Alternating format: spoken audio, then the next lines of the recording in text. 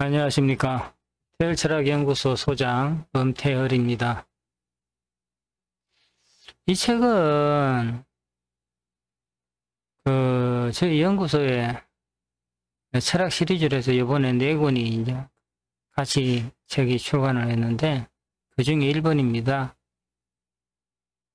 제목이 태열기문동갑 영가기문입니다. 여기 보면은 특허 등록되어 있습니다. 이 책에 대한 것이.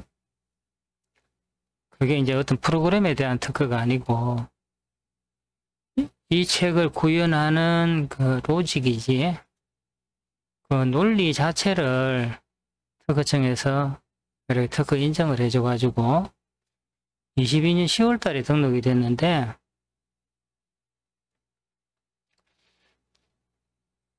그동안 이 책들 준비한다고 해서 한 1년 정도 시간이 걸렸습니다. 그래서 이번에 이제 이 책을 출간했는데, 그 태열기문동갑이 어떤 거냐 하면은요, 기존에 이 기문동갑은 홍국기문이라 하지요. 그 전해 내려오는 건데 그게 조선 중기에 만들어진 겁니다. 그렇게 한 520년 정도 약 그렇게 됩니다. 그 전에 만들어진 이론인데, 그 이론에 어떤 문제가 있느냐 하면은, 그 예전에는 그 달력이나 이제 이런 부분에 대해서 다 음력을 썼지 않습니까? 그래서 음력 생일을 가지고 다 했습니다. 그래서 이제 원명국을 만들 적에는 그 사주를 가지고 사주의 천간지지의 글자들을 이 자연수를 이용해서 치환을 합니다. 치환을 해서 그 수를 다 더해서 나누기 이제 구를 하면은 나머지가 남는데, 그 나머지 수리를 이렇게 천간 하나, 지지 하나 이렇게 해서 만든 것을 이제 홍국수라고 했죠. 그 홍국수를 중궁에 놓고 정해진 법칙에 따라 보국을 해서 한 사람의 운을 봤는데, 태어난 사주 자체를 가지고 보는 거는 정해진 거니까 그 나름 잘 맞는 부분이 있었습니다. 그래서 지금도 많은 분들이 기문동갑을 공부를 하고 있고요. 예, 그런데 이 지금 그 연의 운을 보는 영국이나 월운을 보는 월국으로 넘어가게 되면은 음력 생일을 가지고 이 국을 만들거든요.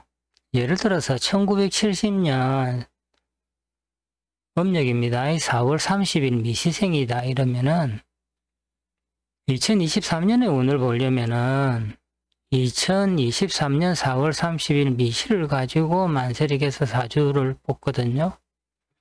그래서 그 사주를 토대로 해서 다시 자연수를 이용해서 숫자 치환을 하고 이렇게 만들어서 하는데, 이렇게 되면 어떤 문제가 있나 했을 적에, 자, 윤달에 태어난 분과 윤달에 태어나지 않은 분이 똑같이 나오게 됩니다. 예를 들어 윤사월생, 4월생이 원명국이 똑같이 나오죠. 윤달에 이제 4월이 들었다 이러면은 이달에 태어난 사람하고 다음 달에 태어난 사람이 이게 보국이 같은 모양이 됐습니다. 그리고 음력 4월 30일은 어느 해에는 4월 30일이었고 어느 해에는 30일이 없습니다. 이게 음력이. 그렇게 되면 또 제대로 된 보국을 할 수가 없는 부분이 생깁니다. 물론 이것을 나름의 방법으로 또 대체하는 방법을 만들어 쓰긴 하지만은, 제가 이것을 기문을 연구해 봤을 적에 근본적으로 이런 부분 때문에 영국을 넘어가면은 사실 정확도가 많이 떨어진다. 이제 이게 일반적인 이야기가 됐습니다. 그래서 이제 기문을 하시는 분들이 원명국을 보고 영국을 참고하면서 이렇게 해서 이제 한의 운을 해석하시거든요. 그럼 태을드 기문동갑은 뭐냐 했을 적에 일단 중궁수지요. 저는 이것을 태을수라고 합니다. 이것을 만드는 방법 자체가 다른 거지요. 사주를 가지고 이것을 이제 만드는데 제가 생각하는 논리는 그렇습니다.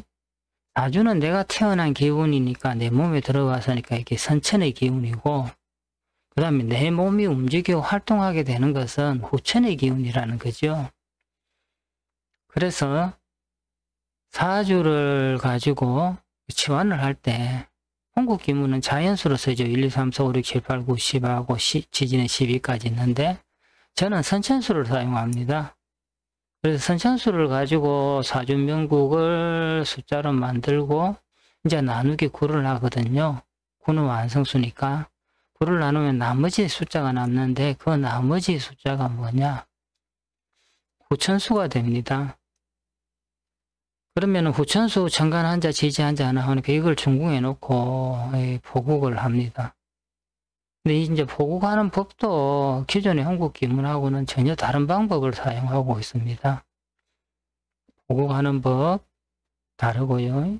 그 다음에 그 대운의 운행 방법이나 이런 부분도 다르고 한의 운을 보는 소운 보는 법도 다릅니다. 그리고 더 확실하게 다른 부분이 뭐냐. 이것을 어떻게 하면은 사주를 정확하게 잘 볼 수 있을까. 이렇게 하다가 그 명리학하고 구성학을 합쳐서 이제 그 원리를 가지고 이제 다시 이 보호법을 개발하게 됐는데 이것을 이제 하다 보니까 어떤 현상이 일어났느냐 했을 적에 기존의 이제 기문에는 명리학의 십신을 다 사용하지 않습니다. 정인 편인을 해서 그냥 부라고 하고요. 식신상관을 해서 손이라고 하지요. 정제 편제를 해서 재라고 하고 정관 편관은 나눠져 있습니다. 그리고 진가원칙이라 해서 치환된 후천수의 음양을 가지고 이렇게 서로 쉽게 말해서 생을 하느냐, 잘 받느냐, 못 받느냐, 이제 이런 논리인데, 그 논리가 보면은, 영리학에서 그 상생상극의 이치하고는, 그 한지의 상생상극 이치하고는 조금 이렇게 어긋난 부분이 있어요. 그래서 저는 이걸 할 적에, 명리학에서는 십신을 그냥 그대로 다 사용을 했습니다. 그리고 보국의 마지막에는 처음에는 이제 수리로 이제 후천수를 가지고 보국을 하지요. 하는데 그걸 나중에 간지로 치환을 했습니다. 치환을 해서 보니까 인신사회나 그 다음에 자음묘지 진술충미가 그냥 그대로 다 표시되죠. 바꿔 말하면은 우리가 명리학에서는 각종 신살이나 또는 형살, 합충 이런 논리를 그대로 적용해서 다 같이 쓰고 있습니다. 그래서 저도 이제 이게 특허 출원을 할 적에 특허 출원하려면은 사실 돈이 많이 들어갑니다. 이게 출원하는 데만 들어가지만은 일단은 내가 이 논리가 제대로 되지 않았다면은 일단 프로그램을 내가 개발을 해야 이게 쓸 수 있는데 이 프로그램 개발하는데도 시간이 한 2년 넘게 걸렸습니다. 이것을 남한테 이렇게 사람들한테 의뢰를 해버리면은 내가 할 줄 모르면은 수정한다든가 보충한다든가 안 되기 때문에 제가 직접 이제 이것을 하나하나 이제 코딩을 다 해가지고 이것을 만드는데 한 2년이 걸렸으니까 경비도 많이 들어갔고요.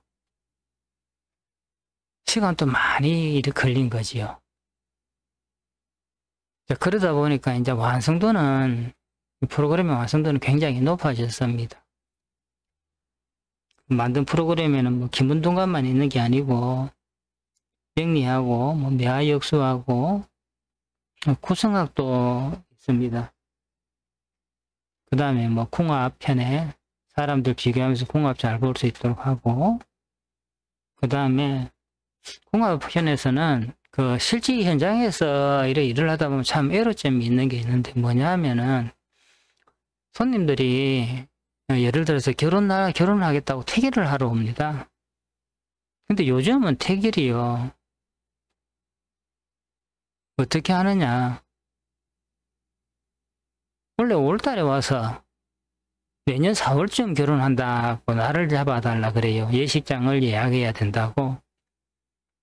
근데 그 밀력은 아무리 빨라도 9월 돼야 나오고요. 아니면 10월 돼야 밀력이 나오거든요. 그 밀력이 없는 상태에서는 나름대로 잡는 방법은 있겠죠. 생기복도법도 있고, 상가법, 그 다음에 건재 12지익 쓰는 법, 황도 28속 쓰는 법, 혼인 주당하고 거기서 주당 쓰는 법, 이런 것들을 다 종합해서 나름으로 뽑을 수는 있지만은, 이게 나중에 가서 많은 사람들이 이제 밀력을 가지고 기본적으로 이제 밀력에서 이제 먼저 이제 뽑고 나서 다시 이제 그중에 거르게 되는데, 밀력이 나오는 거하고 안 맞는 걸 이렇게 내가 해줬을 적에 손님이 이거 왜 안 맞습니까? 이제 이렇게 되면은 사실 그 대답이 궁해지는 거죠, 이게. 그래서 그 밀력도 2050년까지 밀력을 다 나올 수 있도록 그렇게 다 하였습니다, 궁합에. 그리고 여기서 이제 연가기문이라고 이제 이름을 해놓은 이유가 있습니다. 뭐냐면은 그 운의 주군은 연이라고 하지요. 태세가 운의 주군이고, 월은 그 태세에 미치는 시간적인 환경이다. 이제 이렇게 봐야 되는데,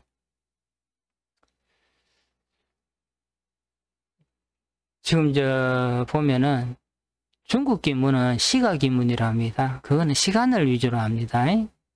이 시간에, 오늘 이 시간에 하니까 이제 시간을 위주로 하니까 시가 기문이라 하고요. 홍국 기문은 일가 기문이라 합니다. 그것은 일주를 위주로 한다는 거지요. 근데 제가 이제 연가기문이라 해놓은 것은 모든 이제 이게 포국에 있어가지고 신살이나 기타 등등을 다 연으로 해서 여기 다 이치를 밝혀서 연으로가 다 이렇게 해놨습니다. 그래서 연가기문이라고 합니다. 그러니까 이 책은 뭐냐? 기존에 우리가 쓰는 명리학에 나오는 이론하고 상반되거나 배치되지가 않습니다, 이게. 그 하도와 낙서의 근본적인 이론하고 그거 다 일치시킨단 말이죠. 그렇게 이제 일치시키고 나니까 이렇게 비교 분석을 해보면 정확도가 굉장히 이렇게 많이 잘 올라갔습니다. 그래서 특허가 나고 한 1년 정도 이렇게 뭐 특허 나기 전에도 했지만은 제가 이거 그 기존에 기문 감정집 나온 것들을 다 가지고 약 한 500명 분을 제가 비교를 해봤습니다. 아, 저기에는 이렇게 나오는데 내한테는 이게 어떻게 나온가? 이걸 어떻게 해석하면 맞을 것인가? 그래, 이제 그 해석 같은 것을 이렇게 해석법을 이렇게 좀 디테일하게 가다듬으려고 이렇게 한 500명 분을 해봤는데, 하고 나니까, 아, 그래, 이 정도면은 기존에 있는 것보다는 이게 훨씬 더 정확도가 높아졌구나. 네, 그래서 책을 출간하게 되었습니다. 그 책을 한꺼번에 이제 4권 출간하게 된 이유는 구성학도 제가 오래 연구했습니다. 그래서 이제 강의도 했고, 구성학을 어떻게 하면 잘 쓸 수 있을까 하다가 구성 타로 카드도 만들고 구성학을 가지고 어떻게 했을 적에 가장 정확하게 내가 답을 낼 수 있는가, 이제 그런 방법들을 나름으로 다 이제 정립을 했습니다. 그러면서 구성학도 역시 사주학처럼 볼 수 있을 건데 해서 그 부분을 연구를 했습니다. 그 태어난 날이 생일이 있으면 본명성, 연명성, 월명성, 일명성, 시명성 이렇게 4개로 나눠지잖아요. 그럼 연월일시에 구성상수가 있으면은 이걸 가지고 보국을 해서 대운도 보고 세운도 보고 하는 흐름이 분명히 있을 거다. 이제 그래서 그 메커니즘을 이렇게 다시 정리를 해서 이제 구성학은 지금 특허 출원 중에 있습니다. 몇 달 있으면은 결과가 나올 것 같은데 제가 보기에는 막 이번에도 무리 없이 특허가 날 것 같습니다. 왜냐하면은 기존에 있는 그 구성학의 사주 보국도는 제가 그걸 해보니까 대운을 이렇게 5년씩 하는 부분이 안 맞더라고요, 그게. 다른 분은 어떨지 모르지만 저는 잘 안 맞았어요. 그래서 이제 항상 한 가지 이론만 하는 게 아니고 이제 명리학을 보면서 구성학하고 이렇게 기문하고 상호 비교를 같이 계속 해보지요. 계속 하다 보면은 이게 이때는 이렇구나 저렇구나 하고 이제 이렇게 자꾸 조금씩 발전을 해 나가더라고요. 그래서 이제 이 태열기문을 저희 철학 시리즈 1번으로 나왔습니다. 그 인연이 있어서 이 책을 이 영상을 보시는 분들은 책을 한 권 구입하셔서 어떤 것인가 한번 보면은 이 이론을 쓰든 안 쓰든 그 책값 정도는 충분히 한다고 저는 자신합니다. 그 안에 많은 게 들어 있습니다. 그리고 책 가격은 이 책이 그 B5입니다. 4600판. 그리고 이제 이게 연세 드신 분들이 이런 공부를 많이 하기 때문에 글자 크기도 좀 크게 해서 하고 했는데 책 가격은 최저 가격 설정을 했습니다. 그래서 이 책이 300페이지가 넘어가거든요. 300페이지가 넘어가는데 거의 400페이지까지는 아니지만은 380페이지인가 이래 될 겁니다. 그 가격은 28,000원으로 최저 가격을 이렇게 했습니다. 누구나 다 새로운 이론이 나왔을 적에 한 번쯤은 보면서 이런 것도 있구나 이렇게 보는 것도 큰 공부가 되더라고요.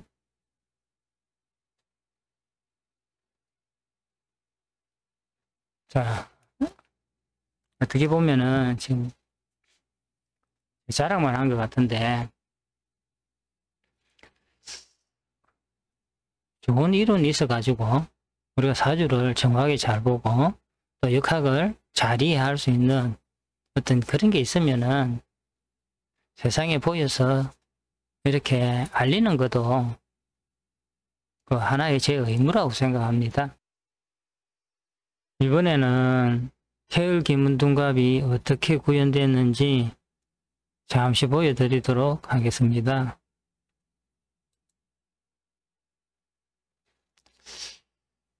자, 이제 이렇게 구현되어 있습니다. 여기 보면은 지지로 다 표시되어 있잖아요. 오인의 중궁의 신사. 이제 이렇게 간지로 다 표현이 되어 있습니다. 그리고 그 본기문둔갑의 가장 큰 특징 중에 하나가 기문둔갑뿐만 아니죠. 저는 1년의 시작을 소환으로 씁니다. 입춘도 아니고 동기도 아니고 소환으로 쓰는데 그건 뭐 저 나름대로의 그 논리도 있고 해서 그렇지만은 예, 그동안에 양력 1월생들이 사주가 애매한 경우가 많아서 이제 그 부분을 이렇게 자꾸 하다가 이게 기문을 이렇게 프로그램을 포괄 하고 하면서 보니까 소환 기준으로 하니까 그 논리가 잘 맞아 들어가더라고요. 물론 명리도 마찬가지입니다. 지금 하신 분들은 양력 1월생들 사주 많이 가지고 계시잖아요. 손님들 중에. 그분들 거 양력 1월생을 그 연의 간지를 바꾸고 하면은 대운이 바뀌지요. 대운하고 바뀌고 대운 숫자가 바뀝니다. 그렇게 해서 한번 이렇게 확인을 해 보시면은 아, 제 말이 일리가 있구나 하는 것을 알게 되실 겁니다. 이제 그렇게 해서 이제 여기 보면은 보국도가 있습니다. 원명국이죠. 요건 이제 대운이고, 요건 원래 이제 32세니까 이제 32세 나이고, 그 다음에 여기 이제 이것을 이제 전해오기는 이제 홍국 쪽에서는 이걸 통기도라 부르거든요. 저는 이것을 그 십신배치도라고 부릅니다. 여기 보면은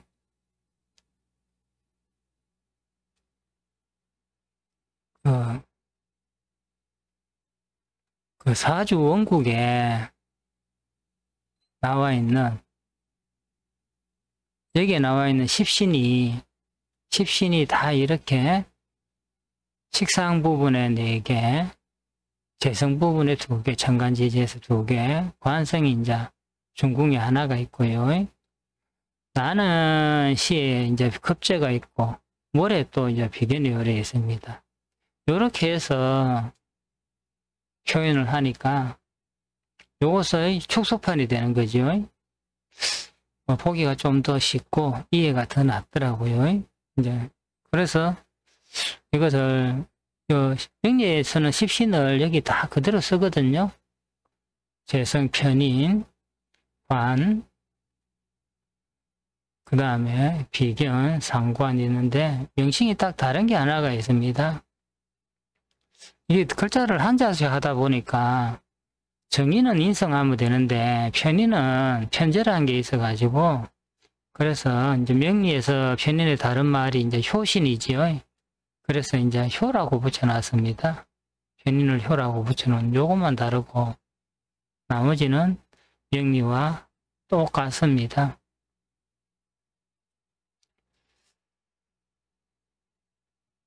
이분이 여성인데 경찰이죠. 일진세가 인목이 오화라고 상관을 내가 가지고 있고 중궁에 내가 바라보는 세상이 식신제사를 한단 말이죠. 인사신 사명을 딱 이루고 있잖아요. 그러니까 이분이 이제 경찰이 자기 천직이 되는 거예요. 여기 이제 직업 보고 이런 것들도 홍국 기문에서 보는 거하고는 보는 법이 거의 다르다, 완전히 다르다 생각하시면 됩니다. 이건 어떻게 보느냐. 명리의 십신의 상생상극을 그냥 봅니다. 그냥 그대로 적용해서 보기 때문에 명리를 좀 하신 분들은 아 이거 이렇게 보는구나 알면은 제가 보기에는 한 달 안에 거의 뭐 이것을 잘 이렇게 볼 수 있지 않을까 지금 그렇게 생각됩니다. 물론 여기에 있는 이제 용어 같은 것들을 조금 익숙해야지 해야 되겠죠.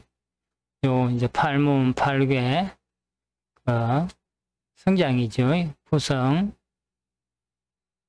하고 문계 성장이라 하지 팔장하고 그 다음에 요건 태을구성입니다. 이건 천봉구성이고 요런 거 이제 요런 부분에 대해서 이제 용어 그 다음에 이 뜻 이런 것들만 익히고 나면은 쉽게 볼 수 있는 쉽게 편하게 정확하게 볼 수 있는 그런 이론이 되겠습니다. 자, 들어주셔서 감사합니다. 이만 마치겠습니다.